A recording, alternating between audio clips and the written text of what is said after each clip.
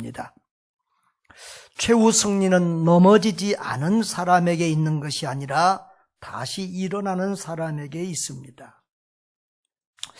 주님은 완벽한 사람을 사용하는 것이 아니라 다시 일어나는 사람을 사용하십니다. 위대하게 쓰임받은 예수님의 제자 사도들은 넘어지지 않은 사람들이 아니라 다시 일어난 사람들이었습니다. 오늘 부활하신 주님께서 제자들을 다시 만나서 그들을 일으키시고 회복시키십니다. 오늘 본문에서 주님이 제자들에게 주신 명령을 단 한마디로 정리하면 실패의 자리에서 다시 일어나 나를 따르라고 하는 말씀입니다. 한번 따라합시다. 다시 일어나 나를 따르라. 그런 저와 여러분 되시기를 바랍니다. 다시 제자들을 회복시키시는 주님을 봅니다. 지난주에도 우리 베드로와 유다 이렇게 살펴봤지만 사실은 다른 제자들도 다 실패자들이었습니다. 겟세마네 동산에서 예수님이 잡힐 때 하나같이 예수님을 다 버리고 도망갔습니다. 그러나 주님은 그들을 포기하지 않았습니다. 버리지 않았습니다. 주님은 사랑과 인내로 실패한 제자들을 다시 회복시키고 살려내십니다. 오늘 본문이 그런 내용입니다. 부활하신 주님이 갈릴리 바닷가에 오셔서 제자들을 만나시고 살려내는 내용이죠. 자, 그런데 주님은 제자들이 실패할 것을 알았고 또 회복시킬 계획도 가지고 계셨다는 것입니다. 마가복음 14장 27절을 보면은 예수님이 제자들에게 너희가 다 나를 버리리라 그렇게 이미 예언하셨습니다. 그리고 28절에 보면 내가 살아난 후에 너희보다 먼저 갈릴리로 가리라 라고 했습니다. 그래서 이 갈릴리에서 이 티베리아 바다는 갈릴리 바다의 다른 이름인데요. 또 같은 곳입니다. 그 만난 것은 우연이 아니라 이미 예언하시고 이미 약속하신 것입니다. 그래서 마태복음 28장에 보면 부활한 그 현장에 있던 천사도 그 부활의 자리에 목격한 이 마리아와 여인들에게 그렇게 말합니다. 그가 죽은 자 가운데서 살아나셨고 너희보다 먼저 갈릴리로 가시나니 거기서 너희가 배우리라 이렇게 전하라고 말합니다. 바로 주님이 말씀하시고 약속하시고 천사들을 통해서도 말씀하신 그 갈릴리 바닷가에서 주님은 제자들을 다시 만나 그들을 회복시켜 주십니다. 주님은 우리에게 100%의 완벽함을 기대하지 않습니다. 주님은 우리가 연약한 인간, 연약한 질그릇이라는 것을 잘 아십니다. 그래서 우리가 언제나 성령 충만하고 언제나 거룩하고 언제나 완벽한 성도이기를 주님은 그렇게까지 기대하지는 않습니다. 우리 연약과 실수를 인정하시고 또 이해해 주십니다. 그리고 우리가 넘어질지라도 또 사랑과 인내로 다시 일으켜 세워주십니다. 오늘 주님은 제자들에게 첫 만남과 첫사랑과 옛 추억을 생각하게 하십니다. 오늘 본문은 예수님이 제자들을 처음 부를 때의 그 배경과 상당히 비슷합니다. 예수님이 왜 제자들을 부활하신 후에 갈릴리로 또 다시 부르시고 갈릴리에서 만나자고 하실까? 상당히 의도적입니다. 오늘 본문은 마태복음 4장, 누가복음 5장 예수님이 갈릴리 바다에서 제자들을 처음 만나고 제자들에게 나를 따르라고 부르시던 그때를 생각하면서 봐야 됩니다. 저는 이 요한복음 21장을 묵상할 때마다 참 감탄하고 감격합니다. 주님은 기가 막힌 연출가이시고 영화로 치자면 최고의 감독이다. 뭐 스필버그 정도가 아니라 이것은 뭐 누가 감히 상상할 수 없는 그런 감독이다라는 감탄을 하게 됩니다. 부활하신 주님은 그들을 추억의 갈릴리, 첫사랑의 갈릴리로 다시 그들을 부르셔서 그곳에서 만나주십니다. 상황이 비슷합니다. 누가복음 5장에 보면 베드로가 예수님을 만났을 때 밤새도록 그물을 던졌지만 물고기 한 마리도 못 잡았어요. 그런데 예수님이 뭐라고 그랬어요? 깊은 곳에 가서 그물을 내려 고기를 잡으라 했을 때 베드로가 순종했고, 그리고 베드로와 요한의 배까지 두 배가 가득 잠기도록 많은 물고기를 잡았던 그런 추억이 있습니다. 그런데 오늘 밤에도 비슷한 상황입니다. 밤새도록 그물 던졌는데 고기 한 마리도 못 잡았습니다. 그런데 어슴푸레한 그 새벽 어둠 속에 한 사람이 바닷가에 서서 물어봅니다.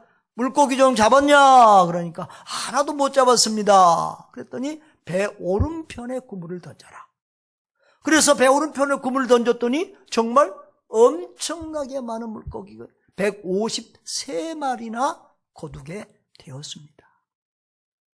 그때 제자들이 아하, 주님이시다 하는 그런 탁 느낌을 요한이 먼저 받게 되고, 그리고 행동파 베드로는 그냥 그 배가 가에 닿을 때를 기다리지 못해서 물속을 걸어서 저벅저벅 주님께로 나아갑니다. 올라갔더니 주님은 바닷가에서 숯불을 피워놓고 물고기를, 그리고 생선과 떡을 구워서 배고픈 제자들을 기다리고 있었습니다. 그런데 그 숯불을 보는 순간 베드로는 가슴이 철렁합니다. 왜 그렇지요? 며칠 전에 베드로는 그 숯불을 쬐면서 예수님을 모른다고 3번이나 부인했기 때문입니다. 예수님이 잡혀서 재판을 받으시던 그때는 아직 추울 때입니다. 새벽은 더더욱 춥습니다. 주님은 저 한쪽 편에서 지금 재판받고 신문받고 지금 고통을 당하고 있는 중에 베드로는 그 옆에서 그 집의 하인들과 불을 쬐면서 얘기를 나눕니다. 그러다가 너도 저 예수당이지? 어디서 많이 보던 사람인데? 그러니까 나는 절대 저 사람 모른다고 3번이나 부인했던 그 현장이 바로 숯불을 쬐던 곳입니다. 그런데 그 숯불을 피워놓고 예수님은 지금 그런 배신자 베드로를 위해서 떡과 고기를 굽고 계신 것입니다.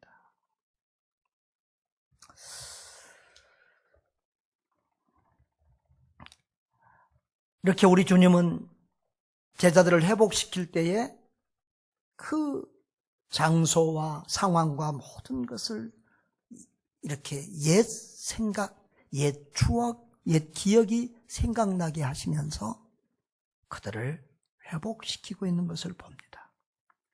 이 신앙생활 할 때, 교회 생활 할 때 이 추억이 많은 것이 참 좋습니다. 아까 우리 영상을 통해서도 이 전도사님이 12살 때 수양에 가서 예수님 만났다고 그랬잖아요. 우리 김선훈 선교사님이 와 계시니까 우리 옛날 얘기를 많이 하게 돼요. 옛날 신학교, 또 SFC, 뭐 수련회 이런 얘기를, 또 군대 얘기까지 이렇게 많이 하게 됐는데요. 참 가난하고 힘들었던 그런 때에, 그러나 신앙만큼은 순수하고 그런 때들을 추억하면서 참 감사할 때가 얼마나 많은 줄 모릅니다. 그러면서 지금 우리의 현실, 이 시대를 보면서 또 우리 다음 세대들을 보면서 안타까운 마음을 금할 수가 없죠. 여러분, 매주 점잖하게 예배만 딱 드리고 가버리는 사람은 이 신앙생활에 별 추억이 없습니다. 여러분, 실패나 상처를 두려워하지 말고 교회 생활에 더 열심을 내시기를 바랍니다. 봉사하고 헌신하는 그런 추억, 신앙생활의 아름다운 추억들이 더 많이 쌓여갈수록 우리가 주님을 기억하고 주님을 회상하고 다시 우리가 침체를 이기고 일어나는데 큰 유익이 되고 복이 되는 줄 믿습니다. 세 번째로 주님은 우리의 완전함을 요구하거나 강요하지 않는다는 거예요. 우리의 사랑 고백을 듣기를 원하세요. 완전하라 보다 우리가 주님을 사랑한다는 그 사랑의 고백을 주님이 더 요구하고 있다는 것입니다. 주님은 주를 버리고 도망한 그 제자들을 비난하거나 책망하지 않습니다. 예수님이 빤히 듣고 보는 데서 예수님을 모른다고 3번이나 부인했던 그 베드로에게 주님은 그것을 들추면서 베드로를 책망하거나 야단치지 않습니다. 그리고 오히려 예수님을 모른다고 3번이나 부인한 그 입으로 예수님을 사랑한다고 3번 고백하게 합니다. 이것은 벌이 아니라 사랑입니다. 그 불신앙의 자리에서 믿음의 자리로, 축복의 자리로, 회복의 자리로, 구원의 자리로 다시 인도하시는 사랑이요. 많은 제자들 앞에서 베드로가 다시 예수님을 사랑한다고 고백함으로 그를 회복시켜 주시고 살려주시는 사랑인 줄 믿습니다. 그리고 그렇게 회복시켜 준 다음에 그 많은 제자들 앞에서 내 양을 먹이라고 하는 이 사명을 다시 부여하십니다. 우리는 회개에 그러면 자꾸 우는 것만 생각합니다. 그러나 진정한 회개는 눈물을 흘리는 것만이 아닙니다. 돌이키는 것이고 변화되는 것입니다. 할렐루야. 돌이키고 변화된 사람이 진정으로 회복된 사람이고 진정으로 회개한 사람이요. 여러분, 주님은 제자들에게 완벽함을 요구하거나 바라지 않았습니다. 너희들이 또 실수했냐? 이제 앞으로는 완벽한 사람이 되라, 그렇게 요구하신 것이 아니라 나를 사랑하느냐? 그렇게 물으셨습니다. 지난주에도 제가 설교하면서 지난주 부활절 때도 했잖아요. 제자들의 믿음도 소망도 다 끝나버린 그때에 끝까지 포기하지 않고 그 공동묘를 찾았던 여인들은 바로 주님을 끝까지 사랑하던 여인들이었다. 성경은 믿음, 소망, 사랑 중에 사랑이 제일이라고 말하는데요. 왜 그럴까요? 여러분, 주님을 사랑하면 주님을 포기하지 않습니다. 베드로처럼 다시 돌아오게 되는 것입니다. 다시 회개하게 되는 것입니다. 사랑하면 인내합니다. 사랑하면 변화되어져 갑니다. 사랑하면 성숙해져 갑니다. 주님 사랑하면 어느 틈엔가 주님을 닮아가게 되는 것입니다. 주님을 사랑하면 죽음까지도 불사하고 주님을 위해 자기 삶을 드릴 수 있는 사람이 되는 것입니다. 주님은 제자들에게 단 한 가지만을 요구하고 물으십니다. 나를 사랑하느냐? 나를 사랑하느냐? 여러분은 뭐라고 고백하겠습니까? 자꾸 주님 사랑합니다, 이런 고백을 주님과 수시로 나누시기를 바랍니다. 한번 따라합시다. 주님 사랑합니다. 이전보다 주님을 더 사랑합니다. 주님은 책망이나 매가 아니라 이런 기가 막힌 사랑과 지혜로 베드로와 제자들을 회복시키고 일으키십니다. 할렐루야. 감히 우리 같은 하수가 따를 수 없는 것 같아요. 나 같은 하수들은 회개시키려고 하면 죄 지적하고 회개하라 그래요. 근데 예수님은 회개하라는 말 한마디도 하지 않으시고 그들을 회개시키고 돌이키시고 일으켜 세우고 있습니다. 참 주님의 기막힌 사랑과 지혜를 보면 참 경탄과 경이로움과 감탄을 금할 길 없습니다. 하나님이신 주님만 할 수 있는 일이죠. 한없이 너그러운 주님의 그 따뜻한 마음에 감동과 감격이 밀려옵니다. 여러분, 신앙생활이나 일상의 삶에서 완벽주의자처럼 힘든 사람이 없습니다. 완벽주의는 이 심리학이나 이런 데서는 아주 치료해야 될 중요한 질병 중에 하나입니다. 완벽주의자는 자신을 가장 힘들게 합니다. 완전하지 않는 인간인데 완전하게 살려고 애를 쓰고 몸부림치는 것은 좋은 것 같지만은 자신을 너무 힘들게, 그리고 가족이나 주변 사람을 참 힘들게 해요. 어떤 사람이 제일 무서우냐 그러면 저는 완벽한 사람이 제일 무서운 것 같아요. 내가 허물이 많고 부족함이 많고 실수가 많으니까 완벽한 사람이 제일 무서워요.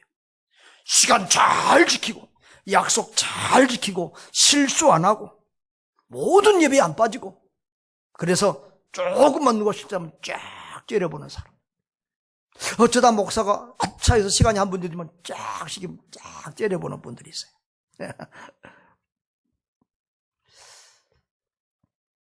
완벽 잘하는 게 나쁜 게 아니에요. 최선을 다하는 게, 헌신하는 게, 충성하는 게 나쁜 게 아니에요.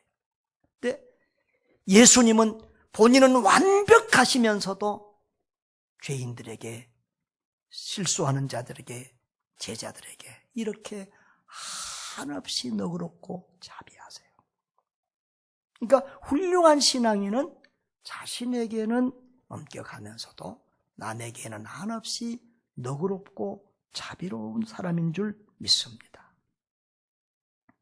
오래전에 어떤 목사님이 우리 교회에 설교하러 오신 적이 있는데 아주 재밌는 얘기를 들었어요. 근데 장로님들이나 성도들 얘기를 자꾸 물어보는 거예요. 장로님들 뭐 새벽기도 다 잘 나옵니까? 매주 잘 나옵니까? 막 그런 물어보더니 새벽기도 좀 빠지고 그래도 야단치지 마세요 그러더라고. 왜 그래 그랬더니 목사님 목회해보면은요 모든 예배 안 빠지고 가장 잘한 그분이 제일 힘듭니다. 그런 분들이 목사 실수하면 자꾸 용납을 안 한다는 거예요.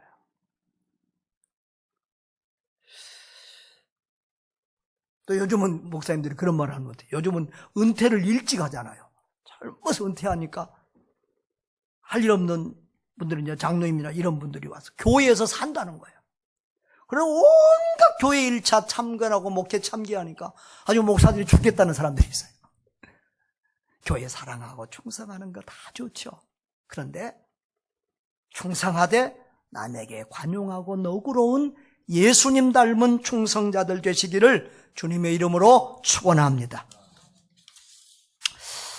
이렇게 주님은 제자들을 회복시키십니다. 그리고는 나를 따르라고 하십니다. 요한복음 21장 19절에 보면 베드로에게 나를 따르라 이렇게 말씀하십니다. 22절에도 너는 나를 따르라 라고 하십니다. 그런데 나를 따르라는 이 명령은 사실은 예수님이 제자들을 처음 부르실 때 했던 명령입니다. 마가복음 4장 19절에 보면 예수님이 제자들을 부를 때 나를 따라오라 내가 너희로 사람을 낚는 어부가 되게 하리라 그랬고 그들이 곧 그물을 버려두고 예수님을 따랐다 그랬습니다. 그런데 그 명령을 지금 실패했던 제자들을 일으키시면서 다시 또 하고 계십니다.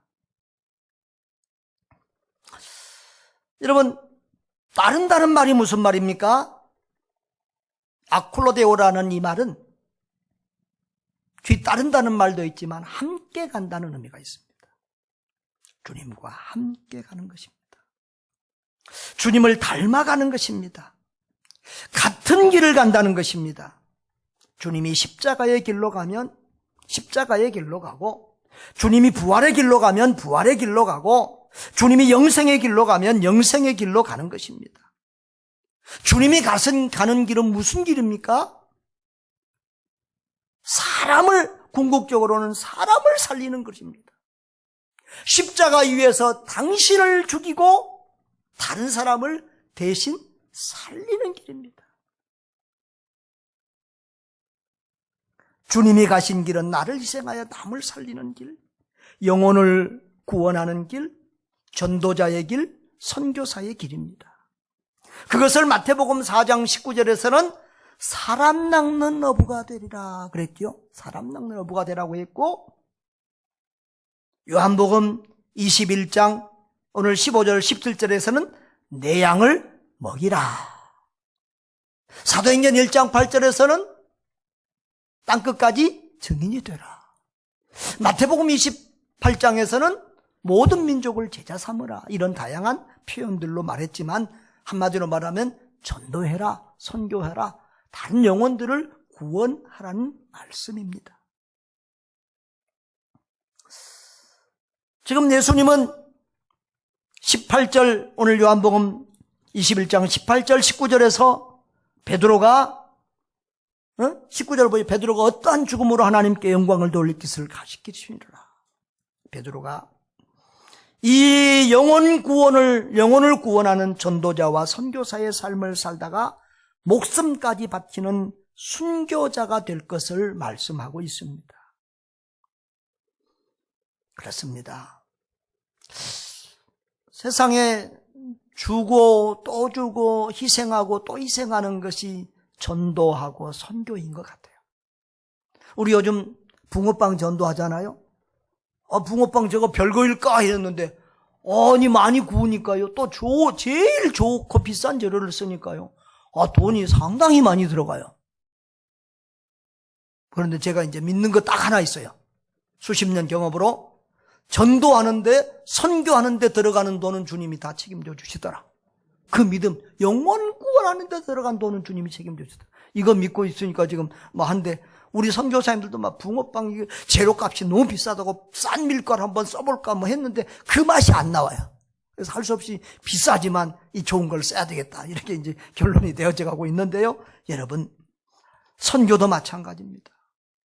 사실 어떤 면에서 이 동네에 학교에 장학금 주고 이 동네에 구제를 많이 하고 이러면은 아마 우리가 그 교회 재정, 선교하는 재정을 이 동네 학교나 이 동네 구제를 많이 하면 우리 교회 훨씬 보다 갑절로 더 부흥했을 것입니다.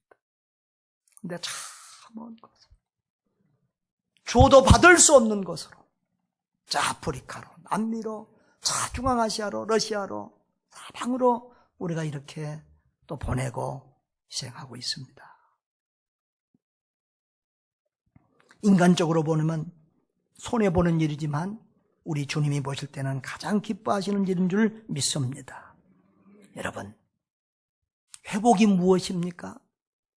교회에 나오다 안 나오면 그것이 회복이 아닙니다. 예배 드리다 안 드리다가 드리면 그것이 온전한 회복이 아닙니다. 어느 자리까지 가야 회복이냐? 사명을 회복하는 곳까지 가야 됩니다. 다른 영혼을 사랑해서 예수님의 마음으로 그들을 사랑하고 구원하는 전도와 선교의 자리까지 나아가야 그것이 진정한 회복인 줄 믿습니다. 할렐루야. 그런데 주님은 나를 따르라고 명령하신 주님은 여기서 다른 사람 상관하지 말고 너는 나를 따르라라고 하십니다. 자, 19절에서 예수님이 베드로에게 나를 따르라라고 했습니다. 그런데 어떤 상황이냐 그러면 지금 베드로가 복음 전하다가 순교할 것을 말씀한 거, 죽을 것을 예수님을 위해서 19절 보세요. 이 말씀을 하시면 베드로가 어떠한 죽음으로 하나님께 영광 돌 것을 가르치십니다. 그러니까 베드로가 복음 전하다가 죽을 것을, 순교할 것을 말씀했다고요. 이런 심각한 상황이잖아요. 충격적인 말씀이잖아요. 그런데 이런 말씀 속에서도 베드로는 또 습관적인 고질병 하나를 여기서 보여주고 있어요. 지난주에도 잠깐 우리가 언급했지만은 그 베드로와 요한은 가장 경쟁심이 심했던 것 같아요. 그래서 20절에 보면은 베드로가 돌이켜 예수께서 사랑하시는 그 제자가 따르는 것을 보면서 이 사람은 어떻게 되겠습니까? 그러고 물어보는 거예요. 그런데 여기 사랑하는 예수께서 사랑하시는 그 제자, 그가 누구지요? 요한이에요. 요한도 참 이 사람 특별한 사람. 자기 이름 그냥 간단하게 요한을 이렇게 보면 좋은데 예수님께서 사랑하시는 그 제자 이렇게 기록하고 있는 거 보세요. 그러니까 요한은 자기가 예수님이 자기를 가장 사랑한다고 밤낮 이렇게 막 주장하는 거예요. 베드로는 또 내가 다른 사람들보다 다른 사람은 다 모여서 나는 주님, 내가 주님 가장 사랑한다고 또 큰 소리 똥똥 치고 있는 거예요. 그러면서 둘이 다 알게 모르게 알력을 가지고 서로 경쟁하고 서로 시기하고 이렇게 하는 거예요. 그러니까 베드로가 자기 죽는다고 그러니까 지금 그런 심각한 상황에서 저 제자는 저 사람은 어떻게 됩니까? 이렇게 지금 묻고 있는 것을 보면 얼마나 그들이 좀 심각한 그런 경쟁심을 가지고 그렇게 따르고 있었던지 볼 수 있습니다. 그때 주님이 뭐라고 그러죠? 22절 같이 읽어볼까요? 내가 올 때까지 그를 머물게 하고자 할지라도 내게 무슨 상관이냐? 너는 나를 따르라. 따릅시다. 내게 무슨 상관이냐? 너는 나를 따르라. 옛날에 우리 어렸을 때 재밌는 얘기가 있습니다. 아마 옛날 분들은 들어봤을지 모르겠어요. 전봇대로 이빨 쑤시든 말든 네가 무슨 상관이냐? 남이야 전봇대로 이빨을 쑤시든 네가 무슨 상관이냐? 그런 얘기 있었습니다. 너가 왜 저 사람이 내가 어떻게 하든지 너가 무슨 상관이냐? 너는 나를 따르라. 여러분, 이것이 우리에게 중요합니다. 제자의 길을 가는 사람들, 진정한 제자도 참된 제자의 길을 가는 사람들은 환경과 상관없이 다른 사람과 상관없이 주님만 바라보고 주님과 나와 단둘이만 있는 것처럼 그렇게 1대1의 관계 속에서 주님을 따라야 합니다. 주님은 우리를 사랑하실 때 상대적인 사랑으로 우리를 사랑하지 않고 절대적인 사랑으로 나를 사랑하십니다. 한번 따라 합시다. 주님은 절대적인 사랑으로 나를 사랑하신다. 다른 사람보다 더 착하니까 나를 구원한 것 아닙니다. 다른 사람보다 더 유능하니까 나를 쓰시는 거 아닙니다. 이 세상에 나 혼자밖에 없는 사람처럼 나를 그렇게 사랑하시고 나를 위하여 십자가를 지고 죽으십니다. 이 세상에 나 혼자밖에 없는 사람처럼 나를 그렇게 사랑하고 그렇게 우리를 붙들고 사용하십니다. 할렐루야. 주님이 절대적인 사랑으로 나를 사랑하니 우리도 주님만 바라보고 절대적인 사랑으로 주님을 따라야 될 줄 믿습니다. 다른 사람과 비교할 필요가 없습니다. 여러분, 저는 요즘에 토기장이 또 질그릇을 이렇게 좀 생각하며 묵상을 많이 합니다. 우리 성경에서, 우리 신학에서 이 예수님의 절대주권, 장로교회가 아주 강조하는 예수님 절대주권인데 그것을 이제 성경적으로 토기장이 주권이라고 그러죠. 토기장이가 같은 을 가지고 여러 종류의 그릇을 만들잖아요. 우리는 그 숟가락을 쇠로 많이 먹지만 중국 가면 전부 다 톡입니다. 흙으로 톡입니다. 숟가락도 만들고 밥그릇도 만들고 찻잔도 만들고 쓰레기통도 만들고 변기도 만들고. 근데 그것은 누구 마음이에요? 엿장수가 1분에 젓가락 몇 번 두들겨요? 쨍그랑 엿장수 마음대로. 토기장이가 무슨 것을 만들든지 그건 토기장이 마음이세요. 아멘. 창조이신 하나님이 피조물인 우리를 어떤 용도로 만드시고 어떻게 사용하시든지 그것은 우리 하나님의 절대 주권인 줄 믿습니다. 여러분, 그런데요, 그릇이 한 가지만 있으면 안 돼요. 집에 여러분 그릇이 밥그릇만 있으면 안 되잖아요. 국그릇도 있어야 되고 조그만 반찬그릇 종재기도 있어야 되고 여러 가지 필요하잖아요. 요즘 저는 그런 묵상을 할 때가 있어요. 나는 금그릇이 아니라 질그릇인 것이 참 감사하다. 여러분 금그릇을 더 좋아하시지요? 이거 뭐 다들 물질을 초월하신 분들처럼 그러시는데 다들 금 좋아하시잖아요. 근데요, 비싼 그릇은 안 쓰게 되더라고요. 우리 러시아 선교사님이 러시아에서 그 부자들이 쓰는 아주 좀 값비싼 그릇을 하나 가져왔습니다. 쓰고 있게요, 안 쓸까요? 저 목양실 농안에 어디 있어요? 응? 한 번도 안 써봤어요. 날마다 커피 마시고 날마다 손님 접대하고 쓰는 것은 메이드 인 차이나. 쉽게 구할 수 있는 쉬운 그릇들을 쓰고 있어요. 할렐루야. 그러니까 어쩌다 1년에 한 번씩 어쩌다가 쓰이는 금그릇보다 날마다 주인이 쉽게 편하게 쓸 수 있는 질그릇. 질그릇은 내가 복받은 사람이다, 그런 생각을 할 때가 있습니다. 할렐루야. 여러분, 그릇마다 쓰는 용도가 다릅니다. 다양한 그릇이 필요합니다. 교회에도 다양한 은사를 가진 사람, 다양한 믿음의 사람들, 다양한 사명의 사람이 필요합니다. 성도는 많아도 사명이 다 다르고 재주가 다 다르고 은사가 다릅니다. 목사가 많아도 목사도 사명이 다릅니다. 교회가 많지만 교회가 받은 사명도 다 다른 줄 믿습니다. 주님께는 여러 종류의 사람이 필요합니다. 솔로몬과 같은 모든 복을 다 누려본, 참 어떨 때는 솔로몬에 대해서 시샘이 될 때가 있어요. 그런데 그런 사람도 필요한 것 같아요. 그래서 솔로몬이 다 누려보고 그러잖아요. 헛되고 헛되며 헛되고 헛되니 모든 것이 헛되도다. 그래서 솔로몬이 다 누려본 다음에 내가 다 해보니까 니들이 추구하는 것, 세상 사람들이 추구하는 그거 다 별거 아니야. 하나님을 경외하고 그 명령을 지키는 이것만이 절대적으로 중요해. 이렇게 고백하게 하잖아요. 또 욥은 어떻게 하나님 사용하세요?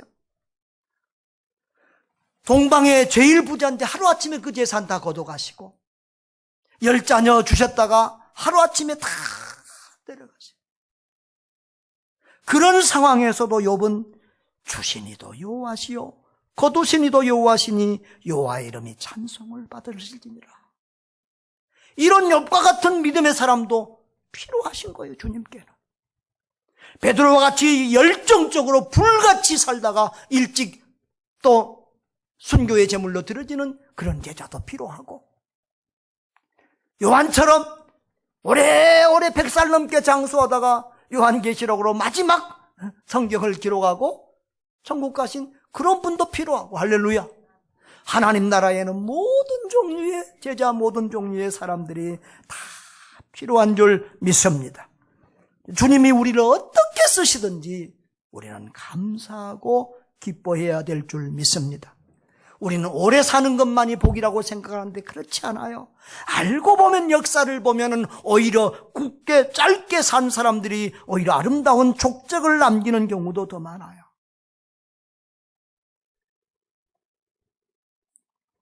오히려 목사님들도요, 늙어서 노욕을 부리기 전에 좀 찬란할 때, 참 멋질 때 돌아가신 분들이 오히려 부러울 때가 있더라고요. 너무 오래 살아서 참 그 아름다웠던 과거의 그 모습을 잃어버리는 분들도 있어요. 사랑하는 여러분, 우리는 주님께서 어떻게 우리를 사용하시든지 늘 주님의 은혜와 사랑에 감사하고, 남과 비교하지 말고 불평하지 말고 자만하지 말고 주님만 바라보고 주님만 사랑하고 최선을 다할 수 있기를 바랍니다. 실제로 주님의 사랑으로 회복된 이 베드로는 이전보다 더 큰 믿음과 헌신으로 우리 주님을 섬겼어요. 예전에는 나는 주님 배반하지 않겠습니다라고 큰 소리는 쳤지만 주님을 위해서 죽지 못하고 주님을 배신하고 말았잖아요. 그러나 이렇게 다시 회복된 베드로는 주님을 위해서 목숨까지 바치는 순교자가 되었습니다. 교회 사가들은 베드로가 마지막 순교했던 장면을 이렇게 기록하지요. 베드로를 십자가에 못 박겠다고 그러니까 나 같은 죄인이 주님처럼 어떻게 반드시 바치겠느냐고. 나를 십자가에 거꾸로 매달아 죽이라고 그래서 거꾸로 매달려 순교를 당했다는 그런 기록이 있습니다. 사랑하는 여러분, 그러면 베드로는 일찍 죽었으니까 실패자입니까? 불쌍한 사람입니까? 아닙니다.